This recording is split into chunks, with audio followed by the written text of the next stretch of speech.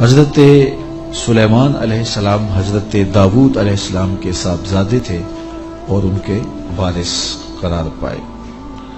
وَلَقَدْ آتَيْنَا دَاوُودَ وَسُلَيْمَانَ عِلْمًا، ارشاد فرمایا ہم نے حضرت داود اور حضرت سلیمان علیہ السلام کو علم عطا کیا۔ علماء نے لکھا ہے کہ اللہ نے انہیں اختیار دیا کہ یا حکومت لے لو، یا دولت لے لو، یا علم لے لو۔ تو انہوں نے کہا مالک ہمیں علم دے دیں، تو اللہ نے دولت و حکومت اس کے صدقے سے عطا کر دی۔ تو سب سے بڑی دولت علم ہے۔ تو یہاں کہا کہ ہم نے ان کو علم کے نور سے مالا مال کیا۔ اور اگر بنظر غور مطالعہ کریں تو علم ہی شہنشاہی ہے۔ اسی زمانے میں ایک ملک کو فتح کر لیا گیا اور بادشاہ گرفتار کر کے حاضر لایا گیا، تو جو فاتح تھا اس نے مفتو کو کہا، اس بادشاہ کو کہا کہ ہم تجھے قتل نہیں کرتے، تمہیں جان کی امان دیتے ہیں، بلکہ اس حکومت میں تجھے عہدہ دینا چاہتے ہیں، اب تم بتاؤ کہ تمہیں کون سے منصب پہ رکھا جائے۔ تو اس نے کہا مجھے معلم لگا دو، مجھے استاد لگا دو۔ تو اس بادشاہ نے ہنس کے کہا پھر بادشاہی چاہتے ہو؟ تو یہ بادشاہی ہے، یہ شہنشاہی ہے علم۔ تو کہا ہم نے ان کو علم کی دولت سے مالا مال کیا۔ وقال الحمد للہ الذی فضلنا علی کثیر من عبادہ المؤمنین، انہوں نے اللہ کی بارگاہ میں عرض کی کہ ساری تعریفیں اللہ کے لیے ہیں جس نے ہمیں اپنے بہت سے مومن بندوں پر فضیلت بخشی ہے۔ نعمت کا شکریہ ادا کر رہے ہیں کہ اتنے اللہ کے بندے تھے، کتنی مخلوقات تھیں اور اہل ایمان بھی کتنے تھے، لیکن ہمیں علم دے کر کے اس نے فضل و شرف عطا کیا، اس پر ہم اللہ کا شکر ادا کرتے ہیں۔ تو علم نصیب ہو جانا یہ اللہ کی بہت بڑی نعمت ہے اور اس پر شکریہ ادا کرنا چاہیے، شکریہ سے نعمت میں اضافہ ہوتا ہے۔ ووارث سلیمان و داود، اور حضرت سلیمان حضرت داود علیہ السلام کے وارث ہوئے۔ قال یا ایھا الناس علمنا منطق الطیر واوتینا من کل شیء، آپ نے کہا اے لوگو ہمیں پرندوں کی بولی سکھائی گئی ہے اور ہمیں ہر چیز عطا کی گئی ہے، بے شک یہ اللہ کا واضح فضل ہے۔ جو بھی ضروریات تھیں، تخت و تاج کے جو بھی تقاضے تھے وہ سارے کے سارے آپ کو عطا کیے گئے۔ حکومت ہے، تخت و تاج ہے، دولت ہے، فوجیں ہیں، تصرف ہے، اور غلے ہیں، جائیدادیں ہیں، زمینیں ہیں۔ کائنات کی کوئی شے ایسی نہیں ہے جس کا وافر حصہ انہیں نہ دیا گیا۔ تو کہا کہ ہمیں ہر شے دی گئی ہے اور یہ اللہ تعالیٰ کا بڑا واضح فضل ہے۔ وَحُشِرَ لِسُلَيْمَانَ جُنُودُهُ مِنَ الْجِنِّ وَالْإِنسِ وَالطَّيْرِ، اور حضرت سلیمان علیہ السلام کے لیے ان کے لشکر جنوں، انسانوں اور پرندوں میں سے جمع کیے گئے تھے۔ اللہ اکبر۔ فَهُمْ يُوزَعُونَ، جنہیں وہ بغرض نظم و تربیت جو ہے وہ آپ کی خدمت میں وہ روکے جاتے تھے اور وہ حاضر کیے جاتے تھے، جمع ہوتے اور پھر ان کو ایک ترتیب دیتے اور لشکر آراستہ ہوتے۔ یعنی آپ کی ملک میں انسان بھی تھے، جن بھی تھے آپ کے لشکر میں، اور پرندے بھی تھے۔ اور جب آپ کا لشکر چلتا تھا تو ایک سمت جن ہوتے، ایک سمت انسان ہوتے، اور اوپر پرندے پرواز کر رہے ہوتے۔ کتنی شان و شوکت پر مشتمل لشکر ہوتا حضرت سلیمان علیہ السلام کا۔ حتی اذا اتوا علی واد النمل، یہاں تک کہ جب وہ لشکر چیونٹیوں کے میدان میں آیا اور وہاں چیونٹیاں جمع تھیں، حضرت سلیمان اپنے پورے لشکر کے ساتھ، پوری شان و شوکت کے ساتھ جب وادی نمل میں داخل ہونے لگے، قالت نملۃ یا ایھا النمل ادخلوا مساکنکم، تو ایک چیونٹی نے کہا کہ اے چیونٹیوں اپنی رہائش گاہوں میں داخل ہو جاؤ، لا یحطمنکم سلیمان وجنودہ وہم لا یشعرون، حضرت سلیمان علیہ السلام اور ان کے لشکر تمہیں کچل نہ دیں اس حال میں کہ انہیں خبر بھی نہ ہو، التفات نہ کریں، توجہ نہ کریں، تم ننھی اور مہین مخلوق ہو اور ان کی توجہ تمہاری سمت نہ ہو اور وہ گزرتے ہوئے تمہیں رون ڈالیں، بے خبری میں ایسا ہو جائے تو تم جلدی کرو اپنی بلوں میں داخل ہو جاؤ۔ اس چیونٹی نے یہ بات اپنی ہم جولیوں سے کہی۔ حضرت امام فخر الدین رازی علیہ رحمہ اسی آیت کریمہ کی تفسیر میں لکھتے ہیں کہ اس چیونٹی کو یہ علم تھا کہ اللہ کے نبی کا لشکر جان بوجھ کر ننھی جان کو بھی ضائع نہیں کرتا، تو اس لیے اس نے کہا کہیں بے خبری میں تمہیں کچل نہ دیں۔ اگر ان کی توجہ ادھر ہوئی تو وہ ایسا کبھی نہیں کریں گے کہ تمہیں کچل ڈالیں۔ تو معلوم یہ ہوا کہ اللہ کے نبی کا لشکر، نبی کا تربیت یافتہ لشکر جان بوجھ کر ننھی جان کو بھی ضائع نہیں کرتا، اور جو جسموں کے ساتھ بم باندھ کر کے چھوٹے چھوٹے بچوں میں گھس جاتے ہیں اور بازاروں میں جا کے پھٹ جاتے ہیں اور پھر بعد میں بڑے فخر سے ذمہ داریاں قبول کرتے ہیں، یہ کسی نبی کا لشکر نہیں، شیطان کا لشکر۔ نبی کا تربیت یافتہ لشکر قرآن بتاتا ہے، یہ چیونٹی بھی جانتی تھی کہ نبی کی تعلیم اتنی واضح ہے اور نبی امن کا پیغمبر بھی ہوتا ہے، اس لیے کبھی ایسا نہیں ہو سکتا کہ نبی کا تربیت یافتہ لشکر ہو اور جان بوجھ کر کے ننھی جان کو بھی ضائع کرے۔ رسول کریم صلی اللہ علیہ وآلہ وسلم جب کوئی لشکر روانہ کرتے تو اسے حکم دیتے کہ بوڑھوں کو قتل نہیں کرو گے، بچوں کو قتل نہیں کرو گے، عورتوں کو قتل نہیں کرو گے، ان کے مذہبی رہنماؤں کو، پادریوں کو قتل نہیں کرو گے، ان کے عبادت خانے نہیں توڑو گے، فصلیں نہیں اجاڑو گے۔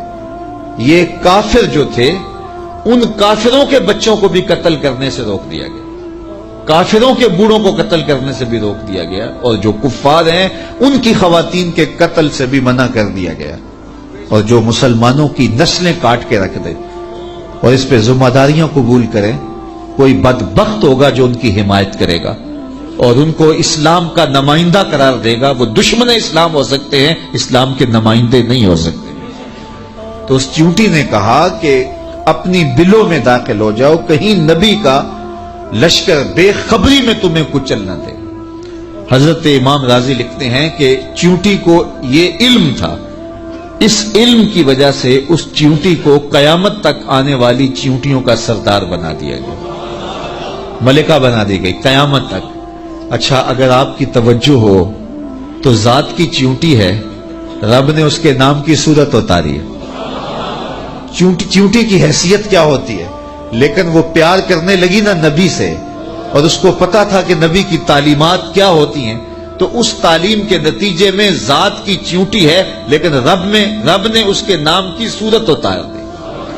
تو اس چیونٹی نے کہا جلدی جلدی اپنی بلوں میں داخل ہو جاؤ، اللہ کے نبی کا لشکر کہیں تمہیں کچل نہ دے اور وہ دھیان نہ کرے، بے خبری میں کہیں ایسا نہ ہو جائے۔ اگر خبر ہوگی تو پھر کبھی ایسا نہیں ہو سکتا، کیونکہ نبی کی تربیت یہ ہے، وہ تو زندگیاں بانٹنے آیا ہے، زندگیاں چھیننے تو نہیں آیا، تو یہ ایسا نہیں ہوگا۔ فَتَبَسَّمَ ضَاحِكًا مِّن قَوْلِهَا، تو حضرت سلیمان پیغمبر نے جب چیونٹی کی اس بات کو سنا تو مسکرا پڑے۔ 3 میل دور تھے حضرت سلیمان علیہ السلام، اتنی دور سے چیونٹی نے کہا کہ جلدی جلدی بلوں میں چلی جاؤ، اللہ کے نبی کا لشکر کہیں بے خبری میں تمہیں کچل نہ دے۔ چیونٹی نے یہ بات کی تو حضرت سلیمان نے 3 میل دور سے سن لی اور پھر مسکرا بھی پڑے۔ اب 3 میل دور سے بات سنی جا سکتی ہے بھلا چیونٹی کی؟ یہ اس حال سے باہر جو چیونٹیاں چل رہی ہیں، کوئی شخص جو بڑا ہی جو ہے وہ باریک سماعتیں رکھتا ہو، کیا وہ یہاں بیٹھ کر کے چیونٹی کی بات جو باہر ہے اس کو سن سکتا ہے؟ چلو جو آپ کے کرسی کے نیچے چل رہی ہے اس کو سن سکتا ہے، اس کی آواز کو، لیکن 3 میل دور سے چیونٹی کی آواز کو اللہ کا نبی سن بھی رہا ہے، اور جو وہ کہہ رہی ہے اس کو سمجھ بھی رہا ہے، اور اس پر تبسم بھی فرما رہا ہے۔ حضرات علماء فرماتے ہیں جو تیوریات کے ماہرین ہیں کہ چیونٹی کے منہ میں زبان نہیں ہوتی، پھر اس نے بات کیسے کر لی؟ ایک مہین سا وجود ہے تو اس کے منہ میں زبان نہیں ہوتی، دانت نہیں ہوتے، تو پھر بات کیسے کرتی ہے؟ اور حضرت سلیمان نے سن کیسے لی؟ تو کہا چیونٹی کے منہ کے قریب 2 باریک سے بال ہوتے ہیں، مہین سے 2 ریشے ہوتے ہیں، جب اس نے بات کرنی ہوتی ہے تو ان بالوں کو قریب کر کے رگڑتی ہے، اس رگڑنے سے جو آواز پیدا ہوتی ہے اس سے وہ اپنی ہمجولی کو کوئی میسج دے رہی ہوتی ہے۔ اللہ کے نبی کی شان یہ ہے کہ چیونٹی کے باریک اور مہین بالوں کے رگڑنے سے جو آواز پیدا ہوتی ہے 3 میل دور سے اس آواز کو سنتا بھی ہے اور اس سے جو مفہوم نکلتا ہے اس کو سمجھتا بھی ہے۔ اور یہ اس نبی کی شان ہے جو ہاتھ باندھ کے مسجد اقصی میں تیرے نبی کے پیچھے کھڑا تھا۔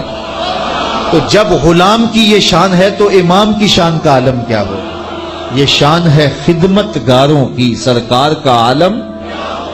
مولوی کا تو دماغ خراب ہو گیا ہے کہ اس کی سماعتوں کو تول رہا ہے جس کے غلاموں کی سماعتوں کو نہیں تولا جا سکتا۔ اللہ اکبر۔ فتبسم ضاحکا من قولھا، یہ میں نہیں کہہ رہا، یہ قرآن کہہ رہا ہے۔ حضرت سلیمان پیغمبر نے اس چیونٹی کی بات کو سنا، سن کے سمجھے اور پھر تبسم کیا۔ اللہ اکبر۔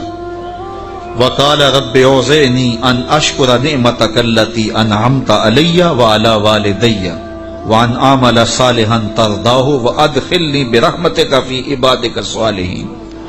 اور اللہ کی بارگاہ میں عرض کی حضرت سلیمان علیہ السلام نے کہ اے میرے پروردگار، مجھے اپنی توفیق سے اس بات پر قائم رکھ کہ میں تیری اس نعمت کا شکر بجا لاتا رہوں جو تو نے میرے اوپر کی اور میرے والدین کے اوپر کی۔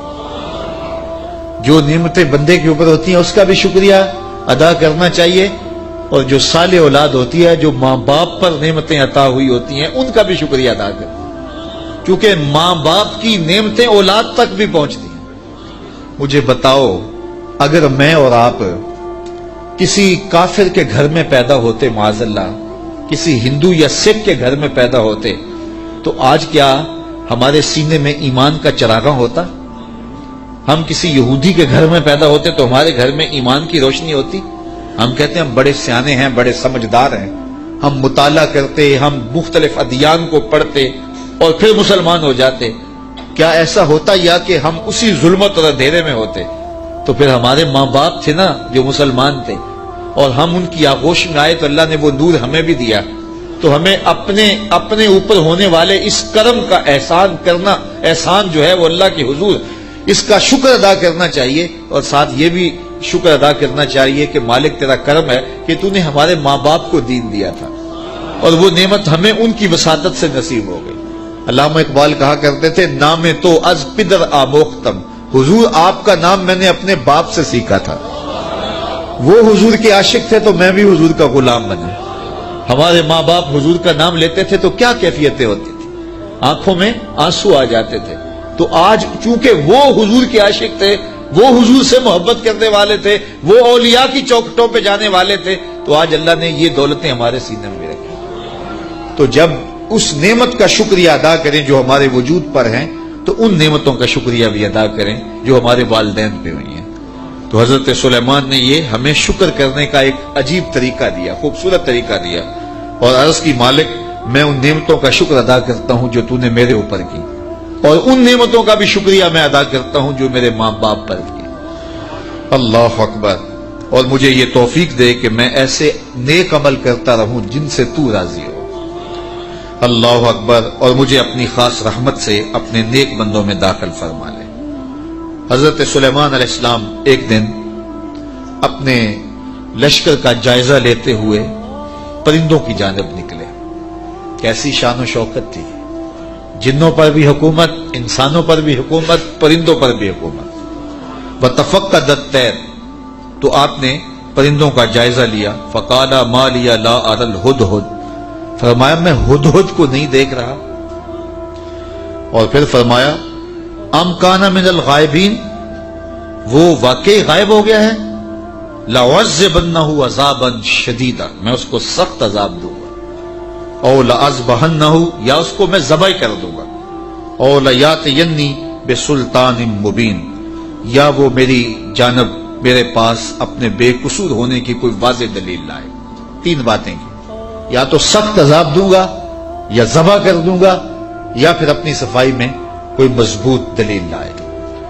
حضرت سلیمان علیہ السلام بیت اللہ کی حاضری کے بعد واپس آ رہے تھے اور صنعاء کے مقام پہ جو یمن کا شہر ہے وہاں آپ نے پڑاؤ کیا اور وہاں آپ نے جانوروں کا جائزہ لیا اور وہاں ہدہد کو نہ دیکھا۔ مفسرین فرماتے ہیں جب پانی کی ضرورت ہوتی تو ہدہد کو حاضر کیا جاتا اور یہ ہدہد جو تھا وہ پھر بتاتا کہ کس جگہ پانی ہے۔ یہ جانوروں کے اندر انجینئر ہے، اللہ نے اس کو بڑی طاقت دی۔ حضرت ابو ہریرہ رضی اللہ تعالیٰ عنہ نے جب فرمایا نا کہ یہ بڑی قوتوں سے مالا مال کیا گیا ہے، اس کی نظر بڑی تیز ہوتی ہے، تو کسی نے حضرت ابو ہریرہ سے کہا کہ چھوٹے بچے جب دھاگا لگا کے جال لگا کے جو ہے وہ پھاہی لگاتے ہیں تو یہ ہدہد پھنس جاتا ہے، جس کو زمین کی تہ میں پانی نظر آ جاتا ہے اس کو وہ جال نظر نہیں آتا۔ تو حضرت ابو ہریرہ بولے تقدیر کا جال نظر نہیں آتا، تو تقدیر کا جال بڑا ڈاڈا ہوتا ہے، وہ نظر نہیں آتا۔ یہ آپ نے ایک جانور دیکھا ہوگا کن کھجورا، اس کے 100 پاؤں ہوتے ہیں، 100 پاؤں، اور یہ جو سانپ ہوتا ہے اس کے کوئی پاؤں نہیں ہوتے، یہ اپنے جسم کو بل دے کے آگے بڑھتا ہے، اور کن کھجورا اس کے 100 پیر ہوتے ہیں، اور سانپ کی مرغوب غذا ہے کن کھجورا، اور جب اس کو یہ نظر آئے تو یہ دوڑتا ہے اور سانپ پیچھے دوڑ کے اس کو شکار کر لیتا ہے۔ تو کسی نے کن کھجورے سے پوچھا کہ تیرے 100 پیر ہیں اور سانپ کا ایک بھی نہیں ہے اور پھر بھی تو پکڑا جاتا ہے؟ اس نے کہا تقدیر کے آگے پاؤں نہیں چلتے۔ تو کہا کہ وہ دھاگا تقدیر کا ہے، وہ ہدہد کو نظر نہیں آتا اور وہ بچے اسے پکڑ لیتے ہیں۔ تو ہدہد حضرت سلیمان علیہ السلام کا درباری پرندہ تھا، اور حضرت سلیمان علیہ السلام اس سے محبت کرتے تھے، یہ بھی اللہ کے نبی سے پیار کرتا تھا۔ بلکہ صاحب روح البیان نے ہدہد کے عنوان سے بڑی باتیں لکھی ہیں، کچھ لطیفے بھی ذکر کیے ہیں۔ کہتے ہیں ایک دن یہ ہدہد چونکہ لاڈلا پرندہ تھا حضرت سلیمان کا، تو حضرت سلیمان علیہ السلام کو کہنے لگا کہ میں آپ کے لشکر کی دعوت کرنا چاہتا ہوں۔ آپ نے کہا اتنا بڑا لشکر ہے اور تو میرے لشکر کی دعوت کرے گا؟ کہا جناب دعوت قبول کیجیے۔ تو کہا ٹھیک ہے، آج دوپہر کو میں آپ کے لشکر کی دعوت کروں گا۔ جب دوپہر کا وقت آیا تو دریا کنارے لشکر نے پڑاؤ کیا ہوا تھا، تو ہدہد کبھی دائیں کبھی بائیں اڑانے بھر رہا ہے۔ تو کہا میاں وقت ہو گیا ہے، اب لاؤ نہ کھانا، تم نے آج ہماری دعوت کی ہے۔ کہا جی اسی کا انتظام کر۔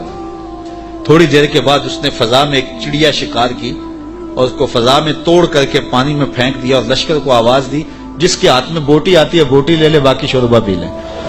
تو اس پرندے سے چونکہ بڑا پیار تھا، جب اس کو نہ دیکھا تو غصے میں آ گئے، کہا ما لیا لا اری الہدہد، میں ہدہد کو نہیں دیکھ رہا، کیا وہ واقعی غائب ہے؟ اچھا میں اس کو ذبح کر دوں گا یا سخت سزا دوں گا یا پھر وہ مجھے اپنی بے گناہی کی دلیل پیش کرے۔ اب ہدہد کہاں چلا گیا؟ حضرات مفسرین لکھتے ہیں کہ وہ حضرت سلیمان علیہ السلام استراحت کرنے لگے تو وہ اڑ کے قریب ایک باغ میں چلا گیا، وہاں ایک اور اس کا ہم جنس ہدہد بیٹھا ہوا تھا۔ اس نے پوچھا کدھر سے آئے ہو؟ اس نے کہا کہ میں اپنے نبی کے ساتھ گیا تھا، اپنے شہنشاہ کے ساتھ گیا تھا، اور ان کی حکومت جنوں پر بھی ہے، انسانوں پر بھی ہے، پرندوں پر بھی ہے۔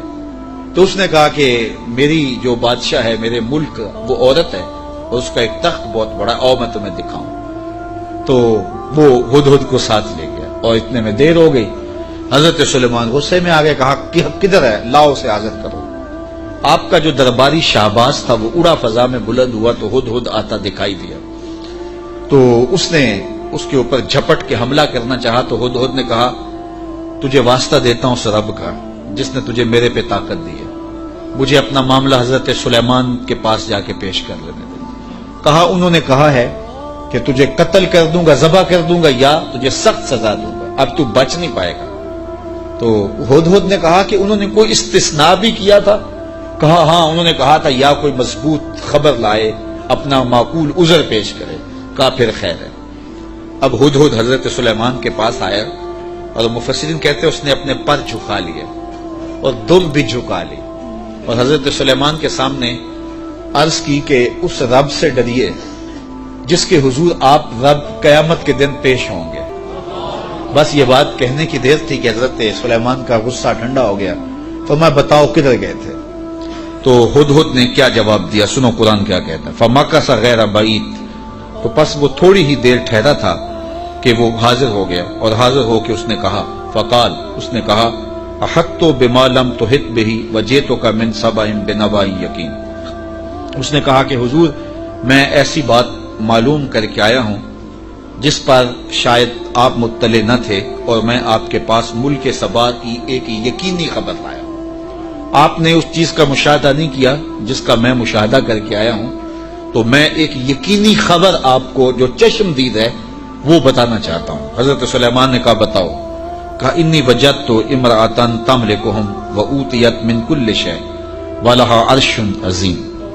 اس نے کہا میں ایک ایسی خاتون کو دیکھا ہے جو بادشاہت کے تخت پہ براجمان ہے، میں نے ایک ایسی عورت دیکھی ہے وہاں جو ان پر حکومت کرتی ہے اور اقتدار کی مسند پہ بیٹھی ہے، اور اسے ملکیت و اقتدار میں ہر چیز بخشی گئی ہے، اور اس کے پاس بہت بڑا تخت ہے۔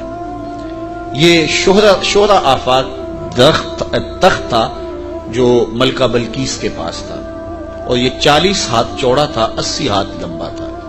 شرعی ہاتھ جب کہا جاتا ہے تو وہ کونی تک ہوتا ہے، تو گویا دوسرے لفظوں میں 1.5 فٹ کا ایک ہاتھ لگائیں تو یہ 60 ہاتھ چوڑا تھا، اور 120 ہاتھ جو ہے وہ لمبا تھا۔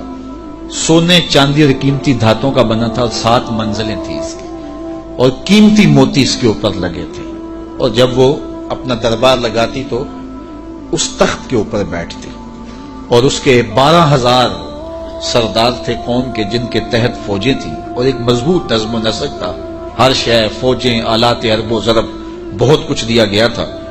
تو اس بات کی کہانی سنائی، اور آگے فرمایا وجدتها وقومها يسجدون للشمس من دون اللہ، میں نے دیکھا ہے وہ اور اس کی قوم اللہ کے علاوہ سورج کو پوجتی ہے، اللہ کو چھوڑ کر سورج کی پرستش کرتی ہے۔ وزین لهم الشیطان اعمالهم، اور شیطان نے ان کے لیے ان کے اعمال مزین کر دیے ہیں۔ فصدهم عن السبیل، اور شیطان نے ان کو راہ حق سے، راہ توحید سے روک دیا ہے۔ فهم لا يهتدون، اور وہ ہدایت نہیں پا رہے۔ اللہ یسجد للہ الذی یخرج الخبأ فی السماوات والارض ویعلم ما تخفون وما تعلنون۔ اللہ اکبر۔ اس لیے روکے گئے ہیں کہ وہ اللہ کے حضور سجدہ ریز نہ ہوں جو آسمانوں اور زمینوں میں پوشیدہ حقائق اور موجودات کو باہر نکالتا ہے، یعنی ظاہر کرتا ہے، اور وَيَعْلَمُ مَا تُخْفُونَ، اور جو تم ظاہر کرتے ہو، جو تم چھپاتے ہو، وَمَا تُعْلِنُونَ، اور جو تم ظاہر کرتے ہو اور جو تم چھپاتے ہو، وہ سب کو جانتا ہے، اس کی نظر میں کوئی پوشیدہ نہیں ہے۔ اللہ لا الہ الا هو رب العرش العظیم، اللہ کے سوا کوئی عبادت کے لائق نہیں، وہی عظیم تخت اقتدار کا مالک ہے۔ ملکہ بلقیس کا تخت کیا ہے؟ تخت تو میرے رب کا ہے، عرش تو اس کا ہے۔ تو اس نے یہ بات کہی۔ حضرت سلیمان نے ہدہد سے کہا کالا سننظر اصدقت ام کنت من الکاذبین، کہا کہ ہم ابھی دیکھتے ہیں کہ تو سچ کہہ رہا ہے یا جھوٹ بول رہا ہے۔ کالا سننظر اصدقت ام کنت من الکاذبین، تو سچا ہے یا جھوٹا ہے۔ اذهب بکتابی ھذا فالق الیہم ثم تولى عنہم فانظر ماذا یرجعون۔ آپ نے خط لکھا اور ہدہد کو دیا، کہا اس کو لے جاؤ اور یہ خط ان کی طرف ڈال دو، اور اس کے بعد ان کے پاس سے ہٹ جاؤ، پھر دیکھ کہ وہ کس بات کی طرف رجوع کرتے ہیں۔ اس خط کے اوپر حضرت سلیمان علیہ السلام نے تحریر کی، ہدہد کے سپرد کیا۔ 1 مہینے کی مسافت پر تھا یہ ملک سبا حضرت سلیمان علیہ السلام کے ملک شام سے۔ 1 مہینہ جاتے ہوئے لگتا تھا، 1 مہینہ آتے ہوئے لگتا تھا۔ کہا یہ خط لے جاؤ میرا اور ملک سبا میں جاؤ اور ملکہ بلقیس کو دے آؤ، اور پھر دیکھو کہ وہ کیا کہتے ہیں۔ ہدہد نے خط پکڑا، بادشاہ تخت پہ بیٹھی تھی، اس نے جا کے خط پھینک دیا۔ جب ملکہ نے خط پکڑا اور اس کو کھولا اور پڑھا، نبی کی جلالت تھی، کیونکہ صرف بادشاہ نہیں تھے، نبی بھی تھے، تو کہتے اس کا وجود کانپنے لگا، اور اس نے اپنی قوم کے سرداروں کو کہا کہ قالت یا ایھا الملأ انی القی الی کتاب کریم، اے میری قوم کے سرداروں، میری طرف ایک عزت والا خط ڈالا گیا ہے۔ علماء تفسیر نے لکھا ہے کہ یہ لفظ ہی اس کے لیے بہتری کی ضمانت بن گیا کہ اس نے نبی کے خط کو عزت والا خط کہا. بعد میں جو ہوا اور پھر وہ متی ہوئی اور اللہ نے اس کے لیے بہتریوں کے دروازے کھولے، وہ اس کی اس تکریم کی وجہ سے. خسرو پرویز کی جانب میرے رسول کریم صلی اللہ علیہ وسلم نے خط بھیجا تھا تو اس نے ٹکڑے کر دیے تھے. تو آقا کریم علیہ السلام نے جب سنا تو فرمایا اللہ اس کی سلطنت کے ٹکڑے کرے گا، اور ایسے ہوا. تو پرویز نے حضور کا خط پھاڑا تھا تو ذلیل و رسوا ہو گیا، اور اس نے اللہ کے پیغمبر کے خط کو سینے سے لگایا اور کہا یہ عزت والا خط ہے جو میری جانب ڈالا گیا ہے. انہ من سلیمان، بے شک یہ حضرت سلیمان کی طرف سے ہے. وَإِنَّهُ بِسْمِ اللَّهِ الرَّحْمَٰنِ الرَّحِيمِ، اور بے شک اس میں یہ لکھا ہے کہ اللہ کے نام سے شروع جو رحمان اور رحیم ہے. تو یہ خط سلیمان علیہ السلام کی جانب سے لکھا گیا تھا، اور وہاں اس زمانے میں خط لکھنے والا اپنا نام پہلے لکھتا تھا پھر مضمون خط کا لکھتا تھا. تو آپ نے پہلے کہا انہو من سلیمان وانہو بسم اللہ الرحمن الرحیم اللہ تعالی علیہ واتونی مسلمین. دو لفظ لکھے. آپ نے کہا خط کا مضمون یہ تھا تم مجھ پر سربلندی نہ چاہو، مجھ سے بڑا بننے کی کوشش نہ کرنا، سربلندی نہ چاہو، اور فرما بردار ہو کے میرے پاس حاضر ہو جاؤ. بس دو لفظ تھے، حضرت سلیمان کی مہر تھی، اور یہ خط ہدہد نے جا کے ملکہ بلقیس کو دیا. اس کا وجود کانپنے لگا. پھر وہ سنبھلی اور اپنے سرداروں سے کہنے لگی قالت یا ایھا الملؤ افتونی فی امری ما کنت قاطعۃ امرا حتی تشہدون.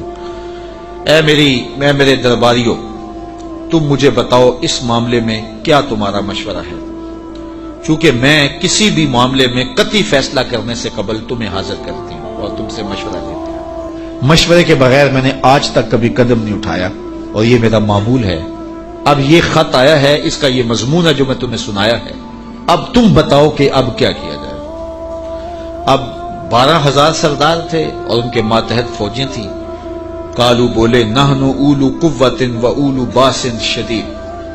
کہنے لگے کہ ہم طاقتور ہیں، سخت جنگجو ہیں، اور ہم لڑنے کے لیے تیار ہیں. قوم کا مورال بلند ہے، فوجیں پوری طاقت میں ہیں، آلات حرب و ضرب بھی ہیں، کوئی کمزوری نہیں ہے.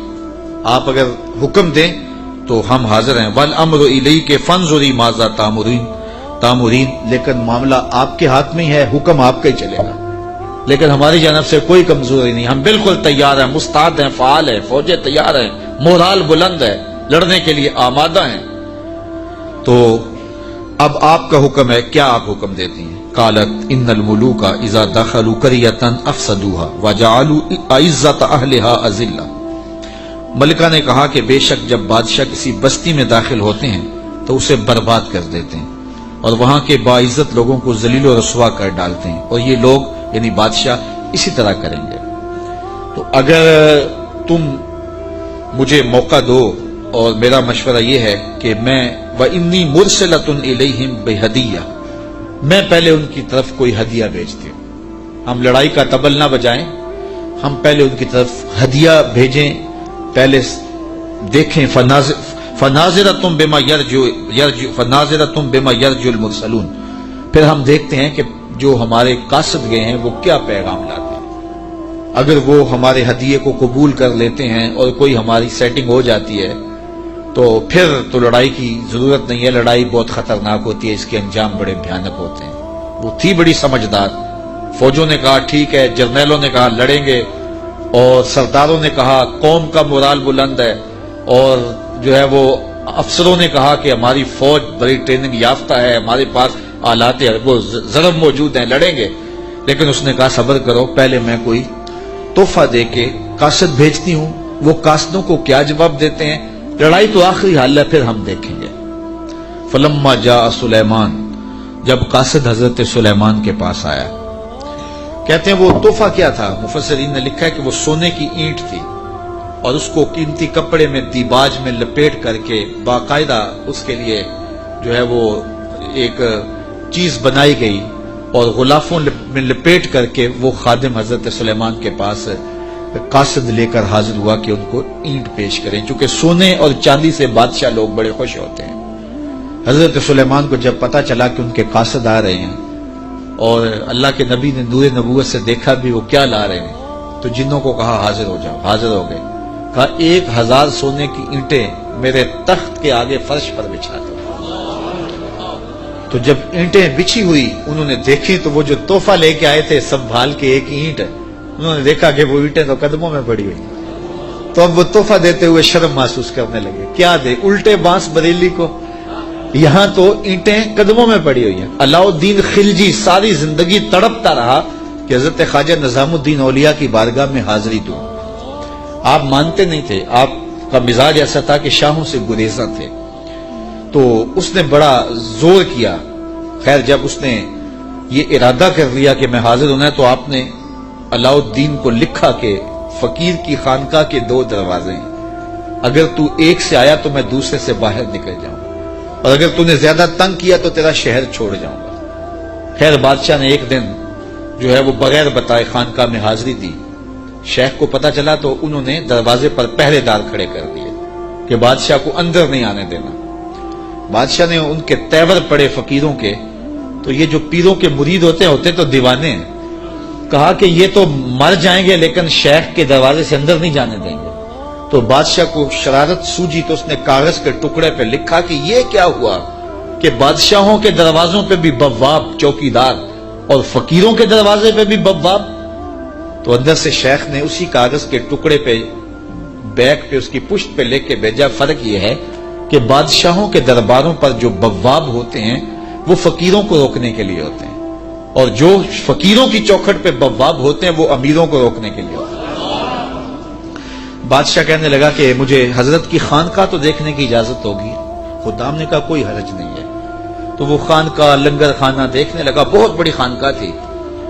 تو جب وہ استبل میں گیا تو کیا دیکھا کہ جو گھوڑے ہیں ان کی جو میخیں ہیں، قلعے ہیں، وہ چاندی کے ہیں، اور جو ان کے پاؤں میں زنجیریں پڑی ہوئی ہیں جن سے وہ بندھے ہوئے ہیں وہ زنجیریں سونے کی ہیں۔ تو بادشاہ بڑا حیرت زدہ ہوا، تو اس نے پھر کاغذ کے ٹکڑے پہ لکھا کہ یہ کیا ہوا کہ بادشاہوں کے پاس بھی سونا اور چاندی اور فقیروں کے پاس بھی سونا اور چاندی، فرق کیا ہوا؟ تو شیخ نے جواب میں لکھ کے بھیجا، فرق یہ ہے بادشاہ خزانوں میں سنبھال کے رکھتے ہیں، فقیر گھوڑوں کے قدموں میں ڈال کے رکھتے ہیں۔ تو حضرت سلیمان علیہ السلام نے 1000 اینٹ بچھوا دی۔ آپ جانتے ہیں جب بہار چین آیا نا حضرت عمر کے زمانے میں، جب ایران فتح ہوا تو سب سے دنیا کے اس وقت نامور اشیاء میں سے بہار چین ایک بہت بڑا قالین تھا، جس کو بہار چین پہ بٹھا دیا جاتا وہ ناز کرتا ہے کہ میں بہار چین پہ بیٹھا ہوں۔ آج وہ کسی کو وہ سرخ قالین پہ جو ہے وہ لے کے جاتے ہیں تو کہتے ہیں میرے لیے سرخ قالین بچھائے گئے، امریکہ میں یا جو ہے وہ میرے لیے جو ہے وہ برطانیہ میں یہ اعزاز دیا گیا ہے کہ مجھے سرخ قالینوں پہ میرا استقبال کیا گیا، سرخ قالین بچھائے گئے۔ بہار چین یہ ایک ایسا قالین تھا کہ جس پہ بیٹھ جانا اور جس پہ چلے جانا یہ بڑے دنیا کے لوگ جو ہے وہ فخر سمجھتے تھے۔ جب حضرت فاروق اعظم کا زمانہ آیا تو یہ علاقہ فتح ہوا تو یہ اونٹوں پہ لاد کر کے یہ بہار چین مدینے بھیجا گیا۔ تو حضرت عمر کے پاس جب بہار چین آیا تو کہا کہ اب اس کو کہاں رکھے؟ تو کسی نے کہا جی مسجد نبوی میں بچھائیں۔ کہا یہ مسجد نبوی میں بچھائیں؟ وہاں کی جو چٹائیاں ہیں اس قالین سے افضل ہیں، وہاں اس کو یہاں نہیں بچھائیں گے تو کہاں رکھے؟ حضرت عمر نے حکم دیا کہ مسجد نبوی کے باہر جہاں لوگ جوتے اتارتے ہیں وہاں رکھا جائے، اور وہ بہار چین جس پہ لوگ بیٹھنا اعزاز سمجھتے لوگ وہاں جوتے پوچھ کے گزرتے تھے۔ تو فقیروں کی نظر میں کیا چیز ہوتی ہے ان چیزوں کی؟ تو 1000 اینٹ جب بچھی ہوئی دیکھی تو وہ کیا تحفہ دیتے؟ حضرت سلیمان علیہ السلام نے کہا کالا اتمدوننی بمال، تم مجھے مال سے میری مدد کرتے ہو؟ تم کیا سمجھتے ہو تم میرے پاس جو ہے وہ مال و دولت سے میری مدد کرنا چاہتے ہو؟ فما آتانی اللہ خیر مما آتاکم، اللہ نے جو مجھے دیا ہے وہ اس سے بہتر دیا ہے جو تم کو دیا ہے، تمہارے سے بہتر مجھے نوازا ہے۔ بل انتم بہدیتکم تفرحون، بلکہ اپنے ہدیے پہ تم خوش ہو کہ یہ مال ہے، ہم مال کے ہدیے کو قبول نہیں کرتے۔ ایک طرف سورج کو پوجا جا رہا ہے، رب کے ساتھ شریک ٹھہرایا جا رہا ہے، اور میں ایک اینٹ لے کے راضی ہو جاؤں سونے کی اور تم اللہ کی مخالفت کرتے رہو۔ یہاں سمجھنے کے لیے بہت کچھ ہے کہ اللہ کے حکموں کی نافرمانی کر رہا ہو اور پیر صاحب کو نذرانہ دے دے اور پیر صاحب یہیں چپ ہو جائے کہ کوئی نہیں مجھے نذرانہ مل گیا ہے، یہ سمجھنے کے لیے کافی ہے۔ سونے کی اینٹ لے کے آئے ہیں، فرمایا وہ بتوں کو پوج رہے ہیں، وہ سورج کو پوج رہے ہیں اور مجھے اس نذرانے سے چپ کروانا چاہتے ہیں، ایسا نہیں ہوگا۔ اور آپ نے اس قاصد کو پیغام دیا، ارجع الیہم، جا ان کے پاس اور ان کو بتا جا کے کہ فَلَنَاتِيَنَّهُمْ بِجُنُودٍ لَا قِبَلَ لَهُمْ بِهَا وَلَنُخْرِجَنَّهُمْ مِنْهَا أَذِلَّةً وَهُمْ صَاغِرُونَ، ان کو جا کے بتا کہ ہم ایسا لشکر لے کے آ رہے ہیں جس کا تم مقابلہ نہیں کر پاؤ گے اور تمہیں ذلیل کر کے رسوا کر کے شہروں سے نکالیں گے، تیار ہو جاؤ۔ حضرت سلیمان نے اس قاصد کو پیغام بھیجا۔ جب اس نے جا کے پیغام دیا اور حضرت سلیمان کے دربار کی کہانیاں سنائی تو پھر لڑائی کی ہمت کس کو ہوتی؟ نبی کو اللہ نے روب دیا ہوتا ہے، نبی کا روب جو ہے وہ لوگوں میں پڑ جاتا ہے۔ اللہ اکبر، تو کس کو ہمت ہوتی؟ ملکہ بلقیس نے کہا کہ اب میں خود جاتی ہوں، تو وہ خود تیار ہوئی اور وہ حضرت سلیمان کی بارگاہ میں حاضر ہونے کے لیے ملک سبا سے چلی۔ ادھر بھی وقت گزرتا گیا، جب 3 فرسخ دور وہ دربار سے رہ گئی، 1 فرسخ اور 3 فرسخ 5 کلومیٹر لگا لیں، آپ یہ کہہ لیں کہ وہ بائی پاس پہ یا وہ یہ چناب پل پہ اتنے فاصلے پہ جب اس کا آنا ہوا تو حضرت سلیمان بیٹھے تھے اور آپ نے اپنے درباریوں سے کہا، قال یا ایھا الملأ ایکم یاتینی بعرشھا قبل ان یاتونی مسلمین۔ دربار لگا تھا، جن بھی بیٹھے تھے، انسان بھی بیٹھے تھے، پرندے بھی تھے۔ آپ نے کہا میرے درباریوں، وہ بلقیس آ گئی ہے، یہاں قریب ہی آ گئی ہے، تو اس کا وہ تخت جس پہ اسے ناز ہے، کوئی ہے جو اٹھا لائے اس کے لانے سے پہلے؟ کیسی شان حضرت سلیمان کی، وہ بائی پاس پہ آ گئی اور تخت 1 مہینہ جاتے ہوئے لگتا ہے، 1 مہینہ آتے ہوئے لگتا ہے۔ یہ طاقتیں ہیں اللہ کے بندوں کی، اللہ اکبر۔ تو کہا وہ تو ادھر آ گئی ہے، تو کوئی ہے جو اس کا تخت جا کے جلدی جلدی اٹھا لائے؟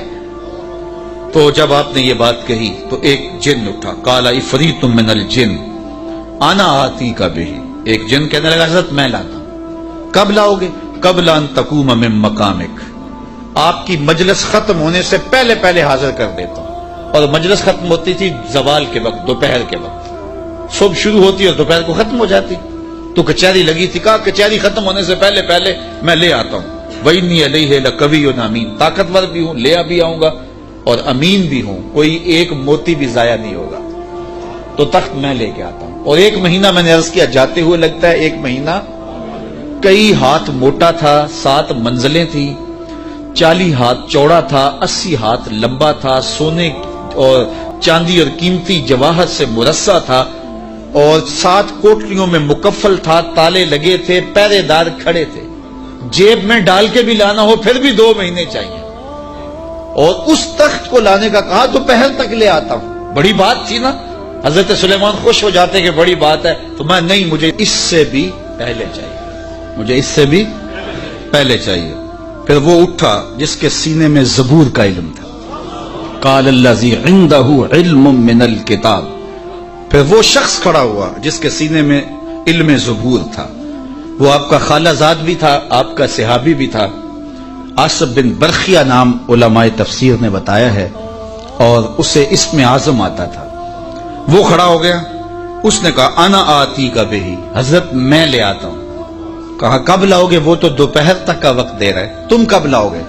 تو سنو اس نے کیا کہا، بولا قبل ان یرتد الیک طرفک، حضور آپ آنکھ بعد میں جھپکیں گے، تخت پہلے پڑا ہوگا، آپ آنکھ بعد میں جھپکیں گے، تخت پہلے پڑا ہوگا۔ اللہ اکبر۔ فلما رآہ مستقرا عندہ قال ھذا من فضل ربی، حضرت سلیمان نے بھی آنکھ جھپکی نہیں تھی، تخت سامنے پڑا ہوا۔ حضرت سلیمان بے ساختہ پکار اٹھے، یہ میرے رب کا فضل ہے جس نے میرے امتی کو یہ طاقت دی۔ یار بنی اسرائیل کے نبی کے امتی کی یہ شان، تو بنی اسرائیل کے یہ نبی مقتدی بن کے جس کے امام کے پیچھے کھڑے تھے مسجد اقصی میں، اس امام کی شان کا عالم کیا ہوا؟ یہ شان ہے خدمت گاروں کی، سرکار کا عالم۔ کہا میں لاتا ہوں، اور اس کے آنے سے پہلے کیا حضرت آنکھ جھپکنے سے پہلے حاضر کر دوں۔ اور حضرت سلیمان نے ابھی آنکھ جھپکی نہیں، تخت سامنے پڑا ہوا تھا۔ اللہ اکبر۔ لیبلونی ااشکر ام اکفر، کہا کہ میرے رب نے مجھے آزمایا ہے، میرا رب مجھے پرکھتا ہے کہ میں اس کا شکر کرتا ہوں یا کفران کرتا ہوں یا انکار کرتا ہوں۔ اللہ اکبر۔ فرمایا ومن شکر فانما یشکر لنفسہ، جو شکر کرتا ہے وہ اپنے لیے ہی شکر کرتا ہے، اللہ کا کیا فائدہ کرے گا، اپنا ہی فائدہ ہوگا۔ تو میں اس کا شکر کرتا ہوں جس نے میرے ایک امتی کو یہ طاقت عطا کی، یہ شان عطا کی۔ یار جب بنی اسرائیل کے ایک ولی کی یہ شان ہے تو اس امت کے اولیاء کی شان کا عالم کیا ہوگا۔ صرف ایک واقعہ، شہر بخارا میں، شہر کابل میں حضرت امام شاہ نقشبند بخاری علیہ رحمہ تشریف لائے تو لوگوں کا ہجوم ہو گیا۔ بادشاہ وقت کی لونڈی وہاں سے گزرتے ہوئے رکی تو لوگوں کا ہجوم دیکھا، کہا ماجرا کیا ہے؟ کہا بخارے والے پیر آئے ہوئے۔ تو کہا یہ پیر کیا ہوتے ہیں؟ لوگوں نے بتایا یہ اصلاح قلب کرنے والے لوگ ہوتے ہیں، یہ دلوں کے حکیم ہوتے ہیں، ڈاکٹر ہوتے ہیں، اور یہ باطن کی صفائیاں کرنے والے لوگ ہوتے ہیں، اور اللہ نے ان کو تکوینی اور تشریعی طاقتیں بھی عطا کی ہوئی ہوتی ہیں، اور کبھی ایسا ہوتا ہے کہ یہ اوکھے ویلے کام بھی آتے ہیں۔ اس نے سوچا کہ شیخ سے نسبت قائم کر لینے میں کوئی حرج نہیں ہے، تو اس نے حضرت شاہ نقشبند بخاری کی بیعت کر لی۔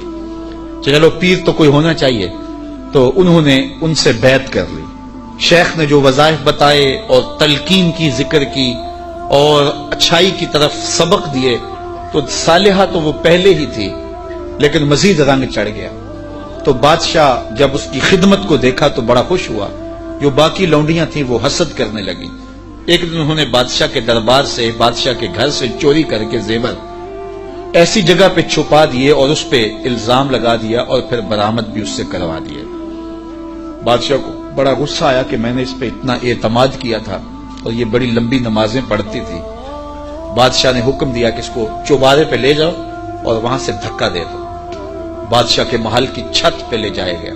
اس نے لاکھ کہا کہ میرا جرم نہیں ہے، لیکن بادشاہ ہوتے ہیں، تو چھت پہ لے جایا گیا۔ جب دھکا دینے لگے تو اس کو اب یاد آیا کہ میں نے سنا تھا اوکھے ویلے پیر کام آتے ہیں، تو اس نے بخارے کی طرف منہ کر کے کہا شیعہ للہ چو گدائے مستمند المدد خواہم ز شاہ نقشبند۔ سنا ہے اوکھے ویلے پیر کام آتے ہیں، اس سے اوکھا ویلا میرے پہ تو نہیں آ سکتا۔ یہ اس نے کہا تو پیچھے جلاد نے دھکا دے دیا۔ جب نیچے آئی تو حضرت شاہ نقشبند بخاری کا دامن پھیلا ہوا تھا۔ آپ نے آرام سے پکڑ کے نیچے رکھ دیا تو اس نے حیرت سے پوچھا حضرت آپ کب آئے ہیں؟ تو شاہ نقشبند بخاری فرمانے لگے تو از چبارہ آمدی من از بخارا آمدم، تو چبارے سے چل پڑی تھی میں بخارے سے چل پڑا۔ تو کہا حضرت آنکھ جھپکنے سے قبل وہ تخت حاضر کر دوں گا۔ جب تخت حاضر ہو گیا کہا یہ میرے رب کا فضل ہے جس نے مجھے اتنی طاقت عطا فرمائی۔ ومن کفر فإن ربی غنی کریم، اور اگر کوئی ولیوں کی اس طاقت کو نہیں مانتا، نبیوں کی اس طاقت کو نہیں مانتا، اللہ کے بندوں کی طاقتوں کو نہیں مانتا، اللہ کو پرواہ بھی کوئی نہیں۔ نہ مانے کوئی، اللہ کو کیا پرواہ ہے، وہ غنی بھی ہے اور کریم بھی ہے۔ کالا نکروا لہا عرشہا ننظر اتہتدی ام تکون من الذین لا یہتدون۔ آپ نے فرمایا جلدی جلدی کرو، تخت کا حلیہ بھی بدل دو، اس کی شکل جلدی جلدی تبدیل کر دو، تاکہ جب وہ آئے تو ہم دیکھیں کہ وہ اس کو پہچانتی ہے یا نہیں پہچانتی۔ تو تخت کا حلیہ بدل دیا گیا۔ فلما جاءت، جب ملکہ بلقیس پہنچی، قیل اہٰذا عرشک، کہا تیرا بھی اس جیسا کوئی تخت ہے؟ اس تخت کی طرف اشارہ کر کے کہا کہ کیا تمہارا تخت اسی طرح کا ہے؟ تو قالت کانہ ہوا، بولی یہ وہی تو ہے، یہ وہی تو ہے، بولی یہ وہی ہے۔ وَأُوتِينَا الْعِلْمَ مِنْ قَبْلِهَا وَكُنَّا مُسْلِمِينَ، اس نے کہا کہ ہمیں اس کی پہلے خبر ہو گئی۔ حضرت آپ تخت کو بدل بدل کے نہ دکھائیں، ہم پہلے ہی مان گئے ہیں، ہم پہلے ہی مان گئے ہیں، اور ہم مطیع بن کے آئے ہیں، فرما بردار بن کے آئے ہیں۔ وَصَدَّهَا مَا كَانَتْ تَعْبُدُ مِن دُونِ اللَّهِ، اور اس ملکہ کو اس معبود باطل نے پہلے قبول حق سے روک رکھا تھا۔ اللہ اکبر، کس نے؟ جس کو وہ اللہ کے علاوہ پوچھتی تھی۔ इन्नहा कानत मिन कौमिन काफिरीन, बेशक वो काफिर कौम से थी। कीला लहा उदखुली सरहा, उसको कहा गया अब महल में आ जाओ। ये तो मंजर बाहर ही था, कहा अब आ जाओ हमारे महल के अंदर। जब महल में दाखिल हुई, फलम्मा रअतहु हसिबतहु लुज्जा, ऐसे किया गया था कि पानी डाल करके हौज बना के उसमें पानी डाला, मछलियां डाले और उस ऊपर एक शीशा रख दिया। और वो शीशा इतना खूबसूरत था और इतना लतीफ था कि महसूस नहीं हो रहा था शीशा है, लगता था आगे तालाब है, तो और कोई रास्ता भी नहीं था। तो जब वो गुजरने लगी, हसिबतहु लुज्जा, उसने उस नीलगू पानी की लहरें जब चलती हुई देखी तो वो समझी कि ये तो कोई जो है वो तालाब है। व कशफत अन साक़हा, उसने अपनी पिंडलियों से कपड़ा ऊपर कर लिया। काला इन्नहु सरहुम मुमर्रदुम मिन कवारीर, हजरत सुलेमान अलैहिस्सलाम ने फरमाया कि ये गहरे पानी का तालाब नहीं है, बल्कि ये तो शीशों का जुड़ा हुआ महल के, शीशों से जुड़े हुए महल का सेहन है, और ये जो है वो ऐसा माजरा नहीं है, तो अपने लिबास को ऊपर कर ले। कालत रब्बी इन्नी ज़लमतु नफ्सी, तो वो कहने लगी मैंने अपने नफ्स पे मेरे रब जुल्म किया है, और आज मैं इस मजमे को गवाह बना के, तेरे पैगंबर को गवाह बना के, आज इस महल के अंदर मैं ऐलान करती हूँ, व अस्लमतु मा सुलैमान लिल्लाहि रब्बिल आलमीन, मैं हजरत सुलेमान के रब पर, तमाम जहानों के रब पर ईमान लाती हूँ। और ईमान की दौलत से मालामाल हुई। फिर हजरत बिल्कीस का निकाह क्या हजरत सैयदना सुलेमान से हुआ या दूसरी रिवायत के मुताबिक तुब्बा यमन से हुआ, इसके बारे में रिवायात मुख्तलिफ हैं। मुफस्सिरीन ने दोनों बातें लिखी हैं। तो अल्लाह के नबी की शान ही क्या निराली थी।